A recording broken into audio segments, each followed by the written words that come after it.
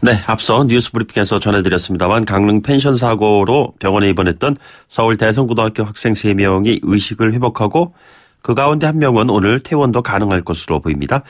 정말 안타까운 이 사고로 세상을 떠난 학생 3명의 발인 오늘 엄수가 됐죠. 제대로 관리가 됐었다면 발생하지 않았을 인재였기 때문에 더욱 안타까운 마음이 들 수밖에 없고요. 더욱더 중요한 것, 이와 유사한 사고가 언제든 또 일어날 수 있지 않을까 하는 그런 불안감, 우려가 있습니다. 후속 대책이 어떻게 마련되고 있는지, 실효성은 있는지 전문가 연결해서요. 자세히 이야기 나눠보도록 하겠습니다. 공하성 우석대 소방방재학과 교수 연결돼 있습니다. 교수님 안녕하십니까? 네, 공하성입니다. 예, 안전점검 소홀. 이 문제가 정말 얼마나 중요한 것인지 다시금 느끼게 하는 사고이지 않았을까 이런 생각이 좀 듭니다. 네. 교수님께서는 이걸 앞으로 어떻게 우리가 좀 대처를 해나가야 된다고 생각하고 계시는지요?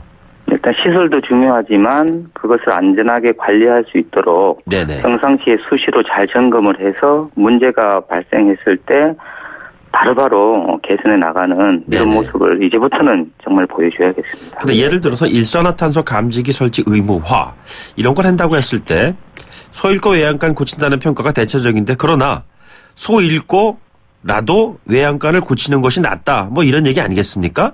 네, 맞습니다. 예. 늦었다고 볼 수 있지만 법으로 규정을 하고 네네. 이것을 소급 적용해서 뭐 모든 농어촌 민박 포함해서 이런 펜션 이런 곳에다가 네네. 이런 일산화탄소 감지기, 일산화탄소 경보기 이런 것들을 설치한다고 하면 앞으로의 이런 안타까운 사고는 줄일 수 있지 않을까 이렇게 생각이 듭니다. 네. 더불어 그 일산화탄소 경보기뿐만 아니고 그 LPG나 LNG가 누출되었을 때도 작동하는 경보기가 또 따로 있거든요. 예. 그 경보기도 부가적으로 설치를 해서 안전에 만전을 기할 필요가 있습니다. 이게 지금 펜션 이런 같은 숙박시설뿐만이 아니라 일반 주택, 식당 뭐 굉장히 많죠. 이런 그 경보기를 설치해야 될 곳을 따져본다면? 네, 맞습니다. 다행히 이제 식당 같은 곳은 이제 가스 누설 경보기라고 해서 네네. 금방 말씀드린 LPG나 LNG 경보기가 설치되어 있는데 네네. 또 이를 혼동하는 국민들이 많이 있습니다. 네. 이게 가스 누설 경보기가 설치되어 있으니까 이제 안전하겠지 이렇게 생각할 수 있는데 일반적인 그 가스 경보기는 말씀드린 LPG나 LNG 경보기입니다. 네네. 그래서 일산화탄소가 누출됐을 때는 그건 또 경보하지 못하거든요. 그래서 그 일산화탄소 경보기도 부가적으로 설치를 해야지 안전에 도움이 됩니다. 예. 이번 그 사고를 보면은 그 보일러 배기관에서 이렇게 어긋나 있는 그쪽에서 배기가스가 누출된 거 아니겠습니까? 제가 눈으로 봐도 확연하게 배기관의 그 이음새가 이렇게 틀어져서 틈새가 확연하게 드러나 보였는데요. 이게 왜 아무도 이걸 몰랐을까요? 보일러 점검을 분명히 하지 않습니까? 맞습니다. 뭐 가스안전공사에서도 하고 그다음에 가스 공급업체에서도 뭐 1회나 2회 정도 하는데 네네. 보통 이제 가스 그 공급업체에서 점검을 할 때는 그 가스 누출 검지기를 가지고 그 LP 가스가 누출된 것만 주로 확인하다 보니까 그런 부분들을 미처 체크를 하지 못한 것 같습니다. 이게 농식품부에서 이게 하는 것은 그 농촌 그 펜션 숙박시설이기 때문에 한다고 봐야 되는 것이죠?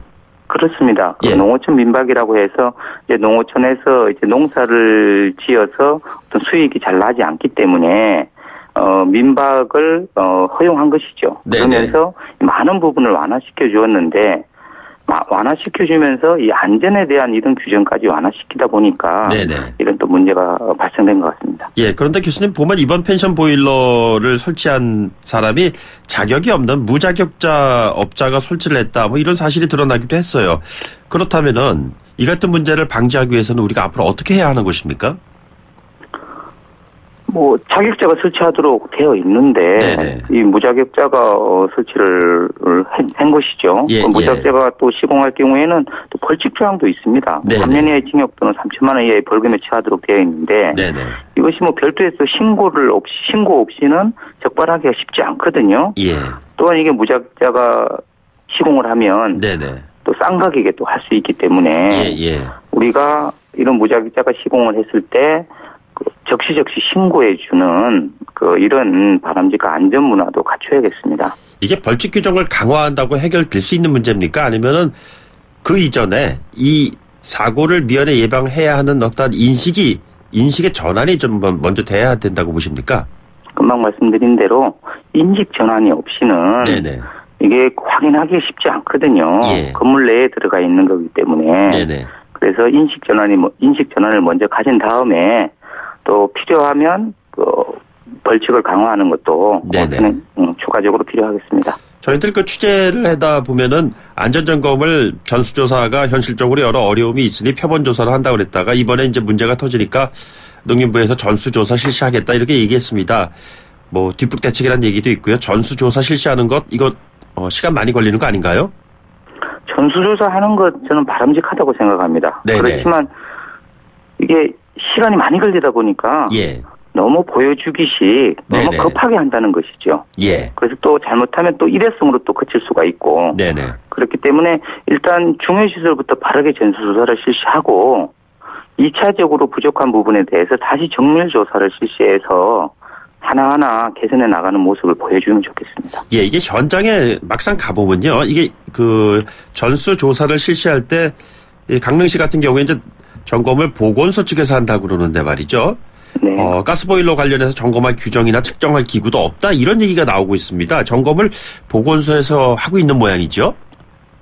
네, 보건소에서 할 수도 있습니다. 그런데 그 보건소에서는 사실은 전문 인력이 없는 상태이기 때문에 그렇겠죠. 예. 그 전문가와 별도로 동행을 한다든가 네네. 또 부가적으로 어떤 점검 기기를 대여를 받는다든가 네네. 이렇게 해서 점검을 하는 것이 바람직하다고 생각을 합니다. 예. 그리고 단지 보건소에서는 그 대신에 관리 감독을 철저히 하는 이런 방향으로 나갔으면 좋겠습니다. 예. 그리고 일단 가정에서 봤을 때는 불안감을 해소할 수 있는 첫 번째 그 단계는 일산화탄소 경보기 구입해서 설치를 해놓고 뭐 이래야 되지 않겠습니까?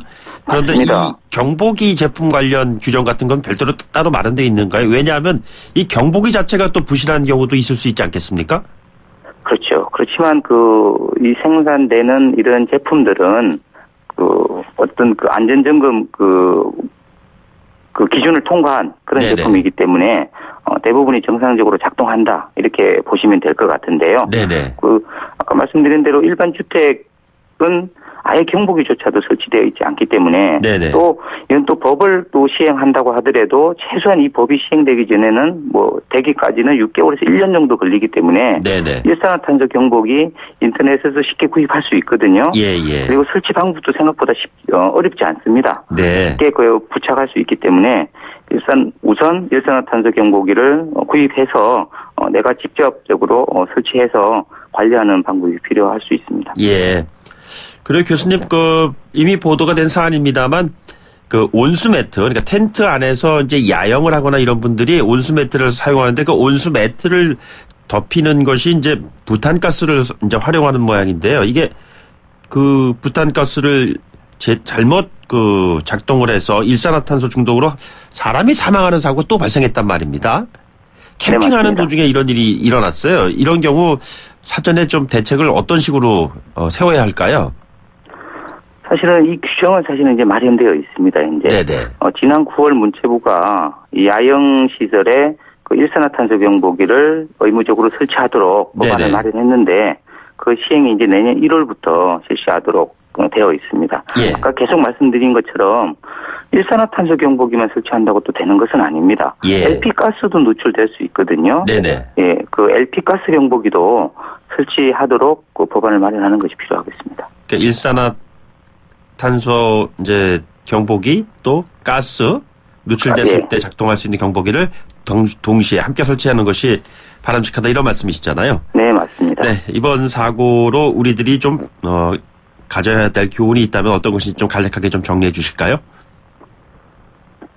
우리는 지난번에 캠핑장에서 두 가족이 안타깝게 희생을 한 몇 년 전에 그런 사고가 있었죠. 네. 그래서 이제 문체부에서 캠핑장이 이거 위험하구나 해서 이게 법안을 마련했는데 일산화탄소 경보기를 그럼 설치하자 이런 규정을 마련했는데 캠핑장만큼 위험한 이런 농어촌 민박 지역에는 그 부분을 또 제외된 것이죠. 네네. 쉽게 말하면 딱 그 부분만 텐트면 텐트, 펜션이면 펜션 그 부분이 문제가 생겼을 때만 그 부분만 법을 개정하다 보니까 이런 문제들이 계속 발생되는데 이와 비슷한 사항들도 항상 둘러보고 예. 문제가 없는지 체크해서 관련된 부분까지 법을 개선하고 네네. 안전조치를 취하는 것이 바람직하다 이렇게 생각합니다. 알겠습니다. 교수님. 오늘 말씀 여기까지 듣도록 하죠. 고맙습니다.